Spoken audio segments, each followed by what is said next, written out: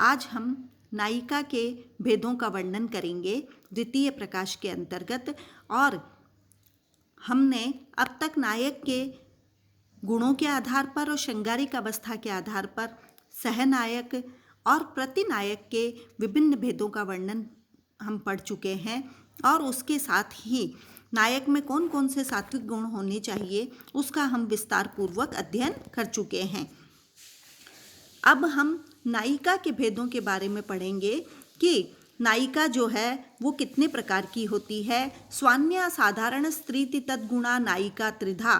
स्वान्या स्वकीया, स्व, अन्य और साधारण स्त्री, इस प्रकार से तद्गुणा उस नायक के समान ही जिसमें गुण वांछनीय है, ऐसे गुणों से युक्त स्व स्त्री, पर स्त्री और साधारण स्त्री, इस प्रकार के विभाग के द्वारा नायिका त्रिधा, नायिका 3 प्रकार की होती है। मुग्धा मध्या प्रगल्भेति स्वीया शीलार्जवादियुक्त, कि शील अपने आचरण के द्वारा और आर्जव लज्जा आदि से युक्त जो नायिका है उसको स्वीया अर्थात स्वकीय कहा जाता है।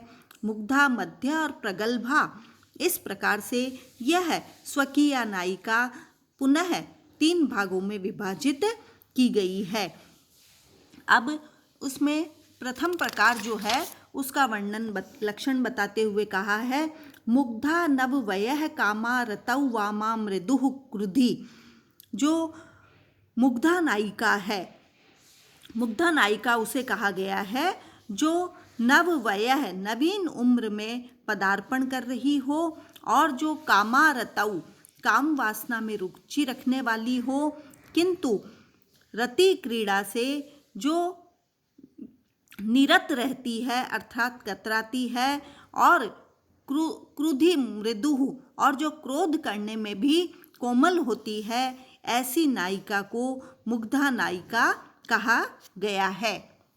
अब ये मुग्धा नायिका का भेद बताने के बाद दूसरा बताया है अथ मध्या, कि मध्या नायिका कौन है, कि मध्या आद्य यौवनांगा मोहांत सुरत क्षमाः, कि जो मध्या नायिका होती है वह जिसमें यौवनांगा, यौवन और काम दोनों का आवेग बढ़ रहा हो, और मोहांतर सुरत क्षमा, जो मूर्छा की अवस्था पर्यंत तक रति क्रीड़ा आदि में समर्थ रहती है, ऐसी नायिका को मध्या नायिका कहा गया है। और तीसरा जो भेद है वह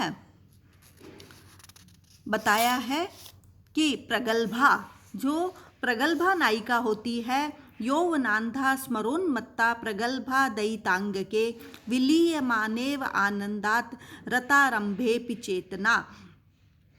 यहाँ प्रगल्भा नायिका जो है तारुण्य में, यौवन में अंधी सी होती है, स्मरोन्मत्ता काम से उन्मत्त होती है, और प्रगल्भा दयितांगे आनंद के कारण प्रियतम के प्रति आलिंगन से युक्त होती है, और रति क्रीड़ा के प्रारंभ से ही वह चेतनाहीन हो जाती है। ऐसी नायिका को प्रगल्भा नायिका कहा गया है। तो नायिका के जो स्वकीय नायिका है उसके इन तीनों भेदों का लक्षण यहाँ पर बता दिया गया है। अब आगे जो आती है पुनश्च, कि द्वेधा ज्येष्ठा कनिष्ठा चेति मुग्धा द्वादशोदिताः, कि ये जो ज्येष्ठा, अमुग्धा और कनिष्ठा, इस प्रकार से मध्य और प्रगल्भा नायिकाएं जो है वो पुनः 2 प्रकार की बताई गई है, ज्येष्ठा और कनिष्ठा। मुग्धा से इतर नायिकाएं 12 प्रकार की। इस प्रकार से इनके उपभेदों के आधार पर इन तीनों प्रकार की नायिकाओं को पुनः ज्येष्ठा और कनिष्ठा के आधार पर विभाजित किया गया है।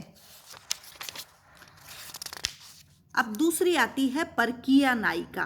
परकीय नायिका किसे कहा है उसका लक्षण बताते हुए कहा है कि अन्य स्त्री कन्यकोढ़ा च नान्योढ़ा अंगिरसे क्वचित कन्यानुराग मिच्छातः कुर्यांगी संश्रयम, कि जो परकीय नायिका होती है वह अन्य स्त्री, परकीय नायिका जो है वह दो प्रकार की होती है।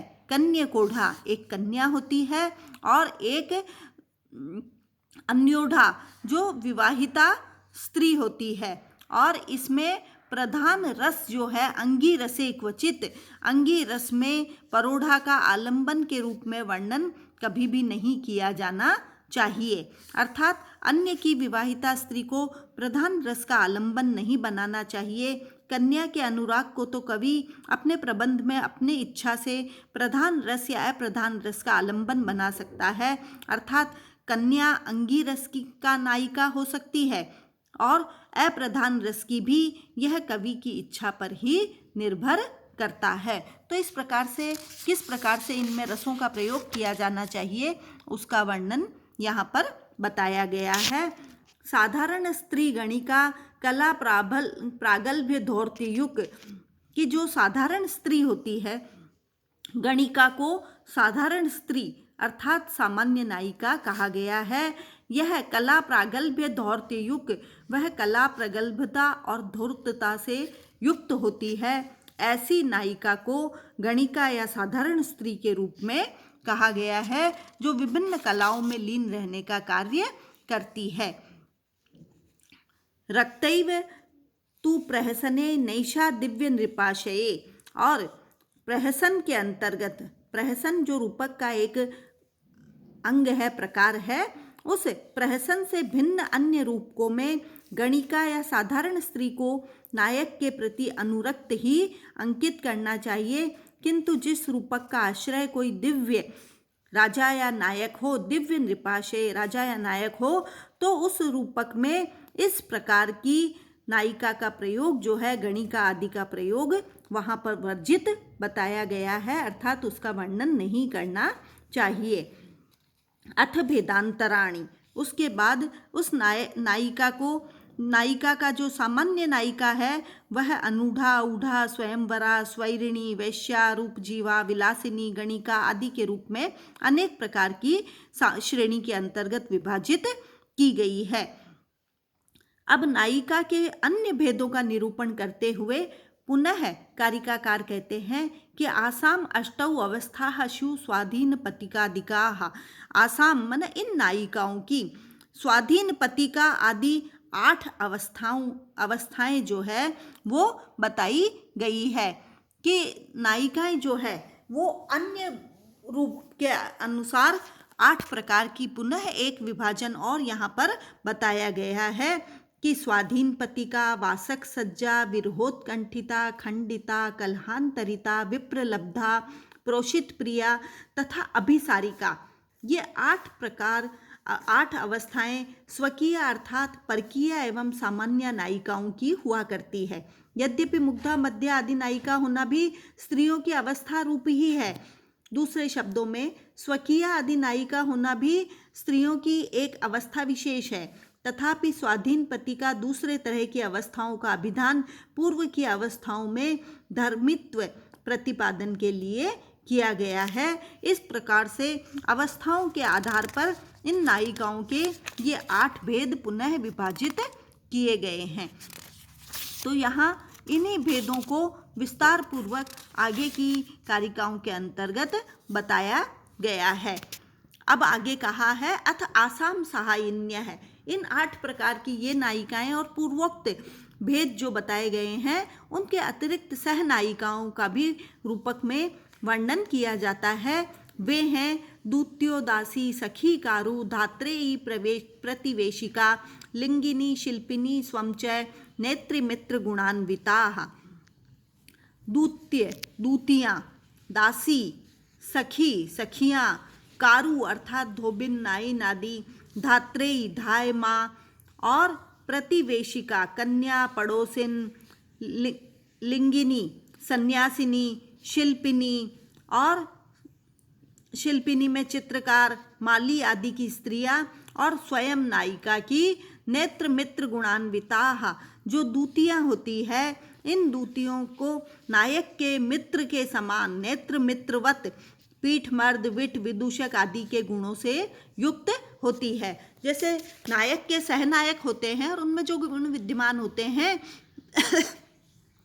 वही नायक की जो सहायक होती हैं, सहनायिकाएं होती है, जैसे दूती, दासी, सखी, कारु, धायमा, पड़ोसिन, सन्यासिनी, शिल्पिनी आदि जो हैं, उनमें भी पीठ, मर्द, विट और विदूषक के समान ही गुणों की अपेक्षा की जाती है। ऐसे गुणों से युक्त जो नायिकाएं होती, सहनायिकाएं होती है, उनका यहाँ पर वर्णन किया गया है।